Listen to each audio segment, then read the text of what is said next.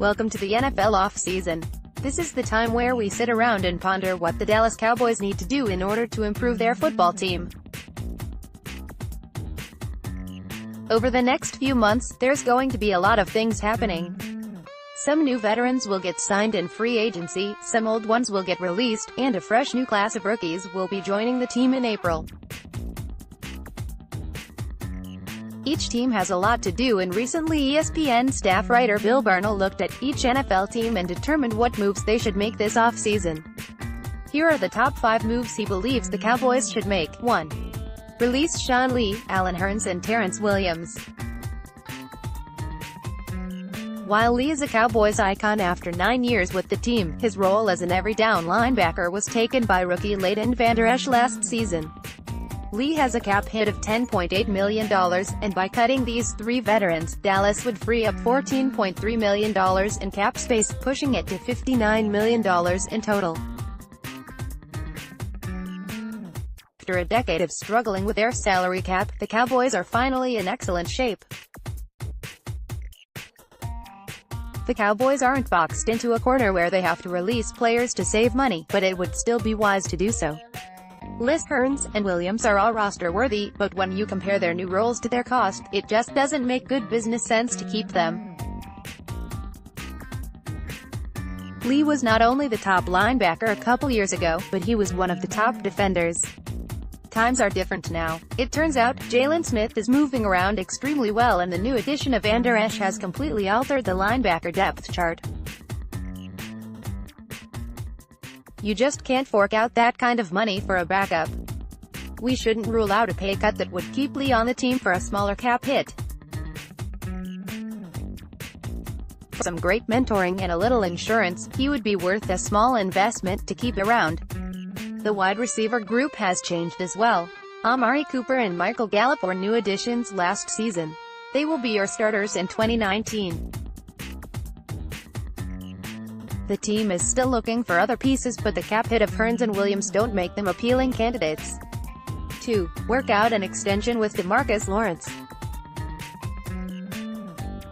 The Cowboys can franchise Lawrence for a second time and will likely do so to ensure he stays in Dallas, but the long-term deal should come this offseason. After Lawrence broke out with 14.5 sacks on 26 knockdowns in 2017, he followed with 10.5 sacks on 23 knockdowns last season. He added 8 tackles for loss against the run, which was 3 off the league-leading 11 produced by Luke Kuechly. This one seems obvious, right? Recently, Dalton Miller from Our Own Talk in the Star podcast asked those on Twitter if they could come up with any good reasons to not sign Tank. Let me count thy reasons. Point 1. Because Taco is a rising star. 2. Because Gregory is reliable. 3. Because Armstrong's arms are strong. 4. Because Jaylon can rush the QB. 5. Because another Watt brother will show up eventually. Oh wait, you said legitimate? Yeah, I got nothing. Dan Rogers, at DannyPhantom24, February 13, 2019. Unless Lawrence wants Khalil Mack money, lifetime membership to the Jelly of the Month Club, and David Putney just because he feels like it, he should be resigned. 3. Extend Dak Prescott. The final year of Prescott's 4-year, $2.7 million deal is 2019, and while there were some concerns that he was regressing during the first half of 2018, his play once Amari Cooper arrived in town did enough to quell most of the discussion about the team letting him leave after his rookie contract expired. Doc's a playmaker, and he's the team's new franchise quarterback. The only reason not to extend Prescott would be if the organization doesn't feel like he's the QB of the future. And let's face it, the front office doesn't see it that way. Whether fans agree on the investment or not, we should all brace ourselves for the inevitable. And if you're not a Doc believer just yet, look on the bright side. Every young quarterback goes through growing pains, but Prescott's gotten a lot of valuable experience under his belt so far. Things are only going to get better. Seasons as a full 16-game starter after their first 3 years in the league. Sabak equals 0, Aikman equals 0, Romo equals 0, Doc equals 3. Let's not forget just how young Doc is and how he's led this team to 3 straight winning seasons. pic.twitter.com/co8manfeet Dan Rogers, @DannyPhantom24, February 5, 2019. 4. Resign Amari Cooper, and get him some help. Of course, the Cowboys are going to re-sign Cooper after he transformed their offense in 2018. He won't turn 25 until June, and though his numbers fell off during his final season and a half in Oakland, his Cowboys numbers prorate to a 94-1,289-10 line, which would be a natural growth progression from his 2015 and 2016 seasons. The Cowboys committed to re-signing Cooper the moment they traded away a first-round pick to get him. Team gambled that what he had put on tape was more indicative to his Pro Bowl caliber play during his first 2 seasons versus his recent non-existence in Oakland. They guessed right. A move to Dallas brought back the old Amari and he revitalized the Cowboys' offense down the stretch of the 2018 season.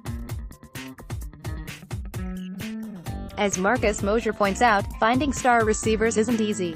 Only 5 of the last 19, 26%, receivers selected first in the draft have played at a Pro Bowl level. Trying to drive yourself to the part of the draft to get the best receiver might have been challenging for the Cowboys had they not made the trade. And as you can see, the odds aren't favorable that they'll pan out. Amari Cooper was a sure thing. 5. Work on a deal for Byron Jones. If the Cowboys get all of the above done, they can take things slowly with Jones, who emerged as a star only last season after shuffling between corner and safety. Jones' 5th-year option is a relatively modest $6.3 million, which is a bargain for a talented cornerback in the modern NFL. If the Cowboys don't need to use their franchise tag for any of the players mentioned previously, they could theoretically go year to year with Jones, franchise him twice and pay only $45 million or so for the next 3 seasons. That's just about what Tremaine Johnson got from the Jets in free agency last year. Moving Jones to corner was a great decision, and just like that, the Cowboys have a top corner. And because they were late in figuring that one out, his 5th-year option rate is discounted because he was a safety when they exercised it. That equates to a cheap 2019 price for a great corner. The Cowboys may work a long-term deal while he's still affordable, or they could try a wait-and-see approach so they have a larger body of work to evaluate from.